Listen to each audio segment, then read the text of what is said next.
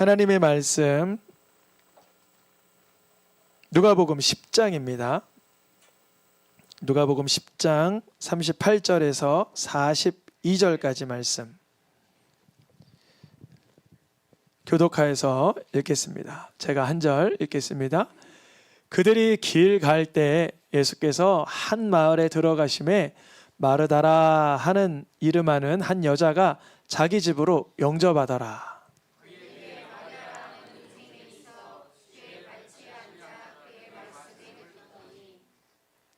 마르다는 준비하는 일이 많아 마음이 분주한지라 예수께 나아가 이르되 주여 내 동생이 나 혼자 일하게 두는 것을 생각하지 아니하시나이까? 그를 명하사 나를 도와주라 하소서.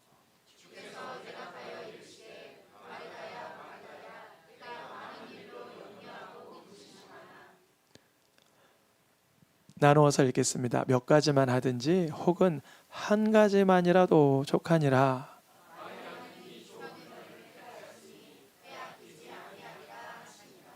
아멘. 12월 전체 설교 시리즈의 주제를 같이 읽어보겠습니다. 큰 일을 하려고 하지 말라. 너가 너를 위하여 큰 일을 찾느냐? 그것을 찾지 말라. 하나님께서 예레미야의 서기관 바룩에게 주신 말씀이에요. 우리는 나 자신, 나의 쾌락, 나의 만족, 나의 탐심, 나의 탐욕, 나의 욕구, 나의 정욕, 나의 유익, 나의 것을 위해서 작은 것부터 큰 것까지 소유하고자, 업적을 이루고자 갈망하지만 하나님께서는 너가 너를 위하여 큰 일을 찾는 것보단 하나님의 뜻, 하나님의 마음을 가지라고 우리에게 알려주십니다. 오늘 12월 설교 시리즈 마지막 시간입니다. 2025년 주일의 마지막 예배이기도 하면서 12월의 넷째 주 오늘 말씀의 제목을 같이 읽어보겠습니다. 한 가지만이라도 족하니라. 한 가지만이라도 만족스럽다. 한 가지만이라도 유익하다. 한 가지만이라도 충분하다. 이런 말씀의 제목입니다. 예수님께서 하신 말씀이죠. 오늘 누가복음 몇 장 읽었죠? 10장. 이렇게 귀를 쫑긋 세우고 마음을 열고 주님께 집중할 때 단어 하나하나가 우리 심령에 조명될 줄 믿습니다. 몇 장 읽었죠? 누가복음 10장 읽었습니다. 10장의 내용을 보면 우리에게 알고 있는 가장 유명한 예화는 사마리아 사람의 비유입니다. 강도 만난 자의 비유라고도 하고 사마리아인의 비유라고도 합니다. 그래서 내 이웃이 누굽니까? 라는 질문에 예수님께서 누가 이웃이 되게 주었냐? 이렇게 반문하신 이야기죠. 그런데 누가복음 10장의 이 사마리아인 강도 만난 자의 비유가 마치자마자 마치 기다렸다는 듯이 예수님을 영접하는 한 가정의 이야기가 오늘 본문의 이야기입니다.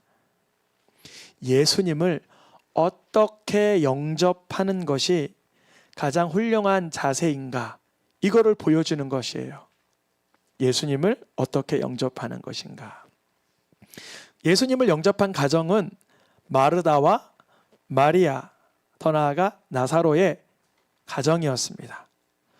예수님을 우리 집으로 맞아들인 사람은 마르다, 마리아, 나사로 중에 첫째 마르다였습니다. 누가복음 10장 38절에 보니까 예수님을 자기 집으로 영접한 한 여자는 누구예요?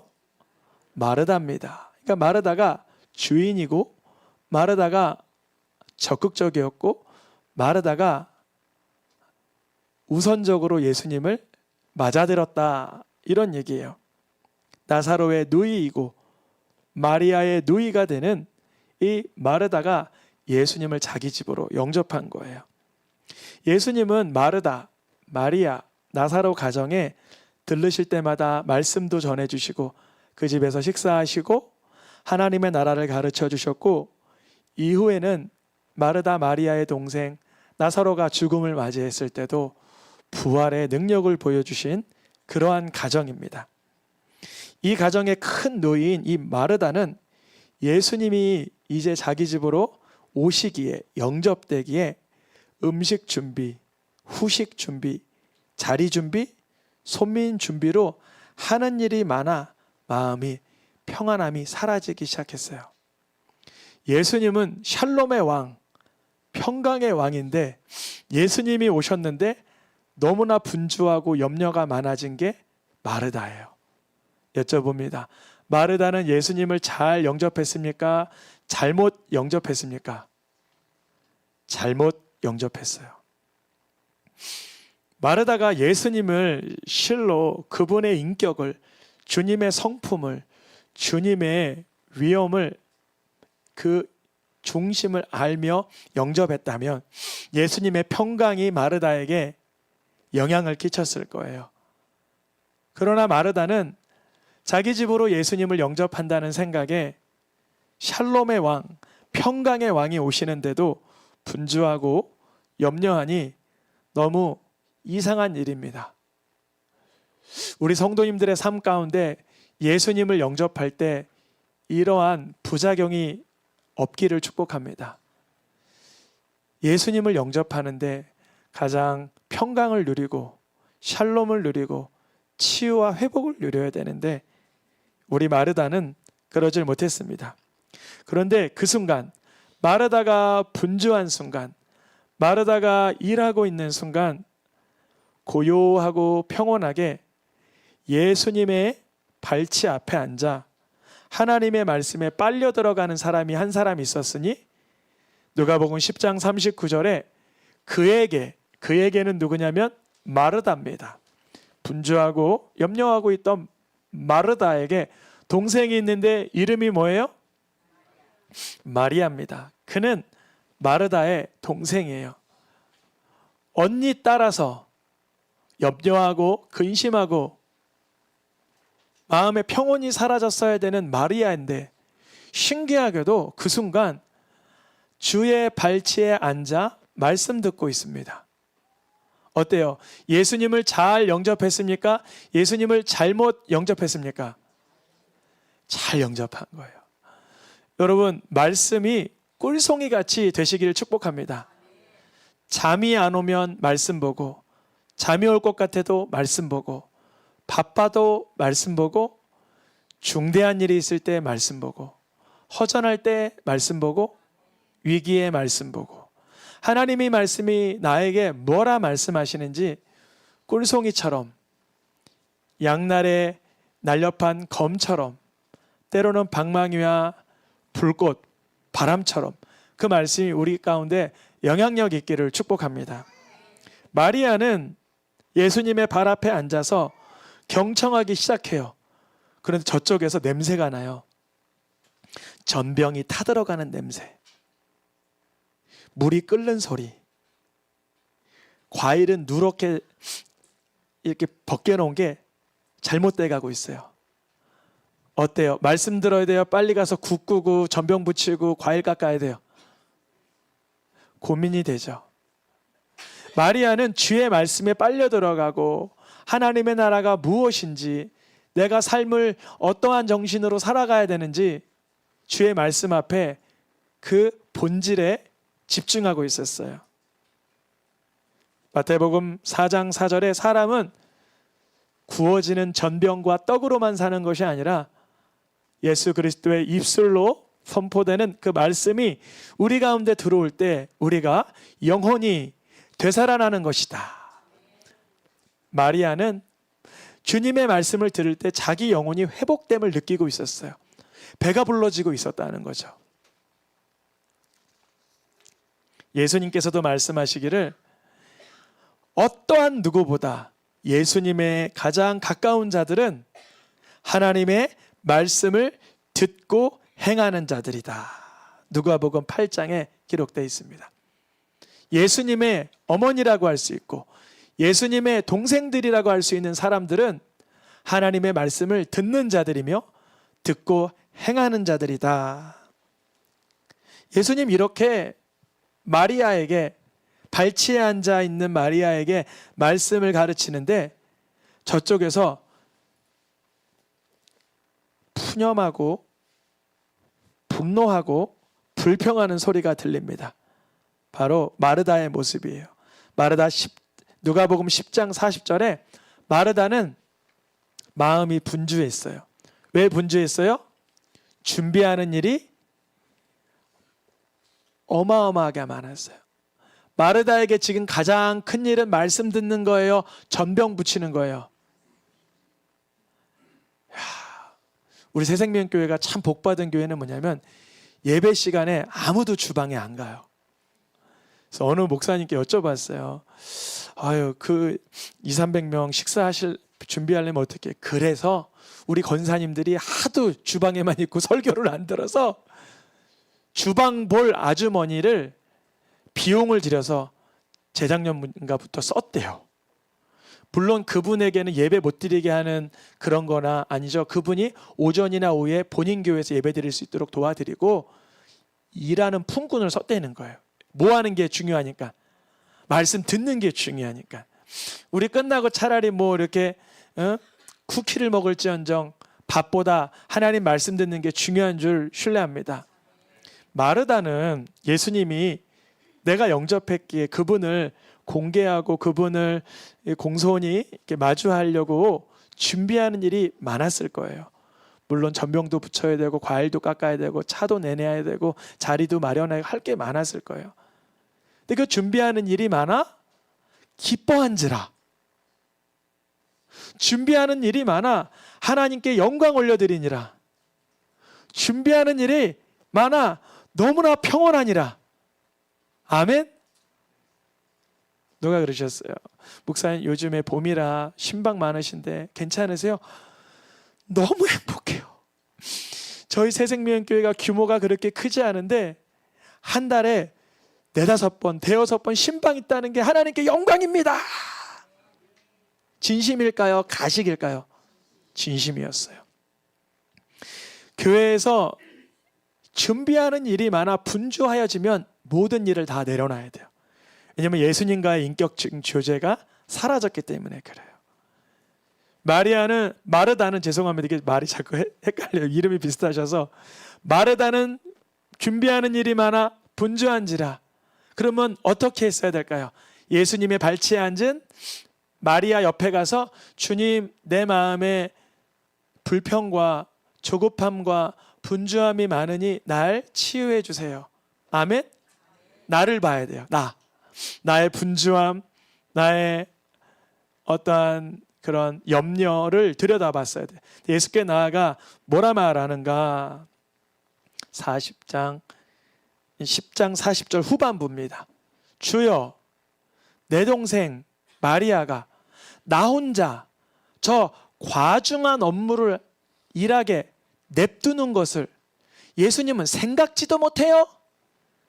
생각이 왜 이렇게 짧으세요? 예수님은 지혜의 대장이라며 그것밖에 안 되세요? 통찰력도 없으세요? 예수님 참 어리석으시네. 이런 분위기인 거예요. 여러분, 내가 분주하여 염려가 많아지면 심지어 하나님의 아들이며 왕이시며 지혜의 왕이신 예수님을 향하여 예수님 생각이 없으세요? 이런 반응을 하게 된다는 거예요. 너무 놀랍죠? 그럼 여러분, 이 정도 됐으면 마리아에게 영접받은 예수님이 지금 핀잔 받으신 거 아니에요? 어때요? 나가야 돼요? 거기에 앉아서 마르다를 가르쳐 주셨을까요? 마르다를 친절하게 가르쳐 주세요. 그 예수님을 만나길 축복합니다. 주여, 나 혼자 일하게 두는 거 생각지도 못하세요? 마리아에게 명령해 주세요. 나 도우라고. 손님이 민망해지겠죠. 예수님 아주 민망해졌을 거예요. 예수님의 대답은 이러합니다. 10장 41절 2번 부르세요. 마르다야, 힝! 마르다야, 네, 너가 전병 붙이고 과일 깎고 차 내어오고 자리 준비하느라 많은 일로 기쁘지 아니하고 자유하지 아니하고 영광 바라보지 못하고 염려하고 근심하나. 예수님은 마르다의 이름을 2번 부르시면서 마르다의 지금 현 영적 상황을 진단해 주세요. 너 염려가 많구나. 근심이 많구나. 근데 어쩌라고요? 염려 내가 하는 거지. 근심 내가 하는 거지. 내가 좀 하면 안 돼요? 이래야 돼요. 빨리 예수님께 치유해 달라 그래야 돼요. 염려와 근심은 치유의 대상이에요? 내 성품이에요? 치유의 대상이에요. 예수님을 믿게 된 사람들 중에 허다한 많은 이들이 염려와 근심이 예수님께서 미워하시는 죄라는 걸 모르고 평생 그걸 끌어안고 살아갑니다.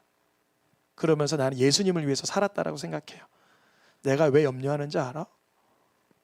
내가 왜 근심하는지 알아? 다 주님 때문이에요. 전병이 잘 구워져야지 주님 기뻐하실 거 아니에요. 과일이 잘 깎아져야 주님이 맛있게 드실 거 아니에요. 근데 그것은 예수님 뭐라 그러시냐면 썩을 양식이라 그러세요. 물론 예수님께 기쁨이 되고 하나님께 영광이 되는 수고야 아름답지만 그 속에 제거되어야 될 거는 교만과 완악과 염려와 근심과 다른 사람과 비교 의식이 사라져야 되는 거예요. 어렵죠. 쉽지 않아요. 마르다는 사실 많은 일로 염려하고 근심한 그 염려의 일이 뭐였냐면 첫째는 인정 욕구였어요. 예수님 발치에 앉아 말씀 듣던 마리아 자기 여동생이 인정받는 모습 같아요. 근데 자기 자신은 수고하는 것만 같아요. 인정받는 것 같지가 않아요. 비교해서 보니까 마리아는 편안한 자리 같고 나는 고생만 하는 것 같아요. 원망과 불평이 염려로 번져가고 있었어요. 예수님을 집으로 영접한 것은 누구였어요? 마르다였어요. 그래서 나중된 자가 먼저 되기도 해요. 어느 집안 보면 예수님을 제일 처음 어떤 사람은 20년 지나도 성품의 변화가 없는데 그 집에 예수님을 나중에 보던 그 누구는 예수님을 올커니 믿고 성품의 변화가 재빠른 걸 봅니다. 우리 성도님들 마르다처럼 예수님 영접하고 염려하고 근심하는 인생이 아니라 마리아처럼 주의 발치에 앉아 그 말씀으로 내가 회복되고 치유되시길 축복합니다. 우리는 2025년 바쁜 시간 전력 질주하거나 때로는 내 가족도 못 돌보고 내 자신도 못 돌보고 여러 일에 수고하며 오늘까지 왔습니다. 그런데 한번 이런 생각을 하면 좋겠어요. 올 한 해 12달 살아온 시간이 내가 하나님의 영광을 위한 시간이었나? 마르다처럼 많은 일로 염려하고 근심하나 주님과는 상관없었던 혹시 그런 시간은 없었나 되돌아보길 원합니다. 예수님께서 마르다에게 대답을 해주십니다. 누가복음 10장 42절에 마르다야 많은 일로 염려하고 걱정되지만 한 가지만이라도 족하니라. 한 가지만이라도 족하니라. 뭐 여러 가지가 있겠죠. 한 가지만이 전병하고 나물하고 과일하고 차짜 내오지 말고 과일만 내와도 족한다. 이런 의미도 될 수 있지만 사실 42절은 좀 길게 표현되어 있습니다. 42절 뒷부분 마리아는 이 부분을 한번 보여주시겠어요? 42절 마리아는 여러 가지 중에 무엇을 택하였다? 가장 좋은 걸 택하였다. 마리아는 어디 있어요 지금? 예수님 발치에서 말씀 듣는 자리를 그것을 선택하였다. 그것에 집중하였다. 마리아는 그 말씀 듣는 자리만큼은 뺏기지 아니할 것이다. 뺏기지 아니할 것이다. 다윗은 하나님께 구합니다. 나는 주님께 바라는 한 가지. 시편 27편 4절에 보여주시겠어요? 이 앞 구절에 있을 거예요. 한 가지를 구하리니 다윗이 하나님께 구한 거예요. 평생 살아가면서 주님을 바라보는 그것입니다. 아멘. 우리 삶에 분주한 과업이 있습니까? 과도한 사업에 이야기거리가 있습니까? 아주 심각한 문제가 있습니까? 내 평생에 살아가면서 주를 바라볼 수 있길 축복합니다. 마리아도 물론 전병 타들어가는 냄새에, 나물 무치는 냄새에, 과일 깎아내리는 소리에 내가 도와야 되나, 무엇해야 되나 하였겠지만 그의 귀는 예수님의 발치에 앉아 하나님 말씀이 들려오는 곳에 집중하였습니다. 그럼 말씀만 듣고 세상 일 안 하고 살면 괜찮냐? 아니죠. 말씀이 근거가 되는 거죠. 살아갈 이유가 되는 거죠. 시편 119편 173절에 내가 주의 법도를 택한 자, 마리아가 무엇을 택했어요? 주의 법도를 택하였으니 주님의 손이 항상 우리의 삶의 현장에서 도움이 됩니다. 그럼 말씀 듣는 게, 말씀 안 듣는 사람들도 잘 사는 것 같은데 왜 도움이 되는가? 왜 도움이 되는가? 이거는 PPT로 준비되지 않고 귀로만 들을 수 있습니다. 청년이여, 무엇으로 그의 행실을 깨끗하게 할 수 있습니까? 말씀입니다. 내 영혼이 진토에 붙고 내 영혼이 눌릴 때에 무엇이 날 살릴 수 있습니까? 말씀이 살릴 수 있습니다. 내 눈이 허탄한 걸 바라볼 때 누가 나를 회복시킬 수 있습니까? 말씀이 나를 회복시킬 수 있습니다. 고난 중에 위기가 찾아올 때 누가 나의 위로가 될 수 있습니까? 말씀이 위로가 될 수 있습니다. 악인의 줄이 내게 두루 얽혔을 때 누가 이 줄을 풀을 수 있습니까? 말씀이 풀을 수 있습니다. 우리 생각하기에 말씀이 할 수 있는 게 별로 없을 것 같지만 말씀이 할 수 있는데 굉장히 많습니다. 저도 자녀 세 아이를 키우면서 아이의 위기 때마다 제가 도울 수 있는 건강이나 지식이나 물질의 역량보다 말씀이 훨씬 탁월했습니다. 저도 제 개인적으로 45년, 46년 살아오면서 물질의 후원과 건강의 회복과 지식의 어떠한 총명함보다 하나님의 말씀이 나를 붙잡아 준 게 훨씬 컸습니다. 위기에, 악인의 줄에, 고난에, 역경에, 허물에, 허탄함에 말씀이 나를 길에 빛이 되시고 등이 되시고 소망이 되시고 능력이 되시고 찬양이 되었습니다. 그래서 시편 119편 1절 2절에 말씀이 곧 복이다. 말씀을 구하는 게 곧 복이다. 다시 마르다의 이야기로 돌아갑니다. 그가 하는 일이 많아 분주할 때 어떻게 하면 좋았을까요? 주여, 마리아처럼 저도 여기 발치에 앉아서 말씀 들어도 될까요? 그 예수님, 아니야, 넌 전병 붙여, 이랬을까요? 아니에요. 너도 말씀 듣자. 하나님은 너에게 무엇을 요구하냐? 한 가지만이라도 족하다. 그러면 그가 평안하마, 마리아야, 나 좀 도와줘. 나 혼자 하니까 내가 힘이 들다.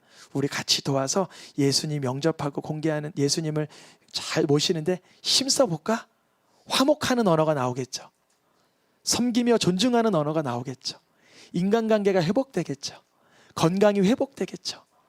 얼마나 위대합니까? 인간관계의 회복, 관계의 회복, 언어의 회복, 건강의 회복이 말씀 앞에 엎드러지는 순간 다 복으로 쏟아지게 하시는 줄 믿습니다. 말씀 듣는 것이 왜 가장 좋은 선택인가?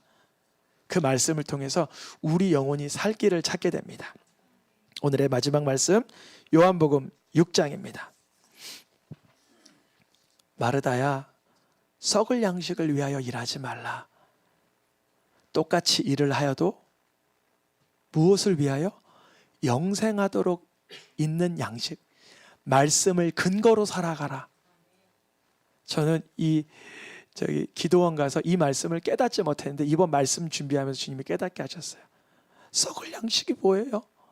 난 사실 지금 되게 배고프고 먹기만 싶어요. 먹으면 다 끝날 것 같아요. 아니, 영생하도록 있는 양식이 뭐냔 말이죠. 그 뭐냐면요, 먹어도 괜찮아요. 먹어도 주를 위하여, 먹지 않아도 주를 위하여. 그게 바로 영생하도록 있는 양식인 거예요. 동일한 빵인데요, 저 사람을 이거 먹고 내가 가만두지 않겠어. 이건 무슨 양식이에요? 마르다가 준비한, 주님, 왜 제가 나 일하는 거 돕지 않게 생각지도 못하세요? 그가 준비했던 전병은 무슨 양식이에요? 썩을 양식이에요. 그러나 예수님께 나와 내 이 염려함과 완악함, 분주함과 마음의 불평을 치유해 주세요. 그러면 그가 붙였던 전병은 뭐가 되는 거예요?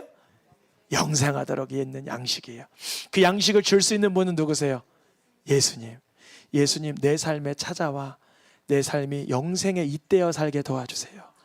매일매일 원망과 불평 속에 있는 나를 불쌍히 여겨주시고 치유와 회복으로 이끌어주세요. 아멘.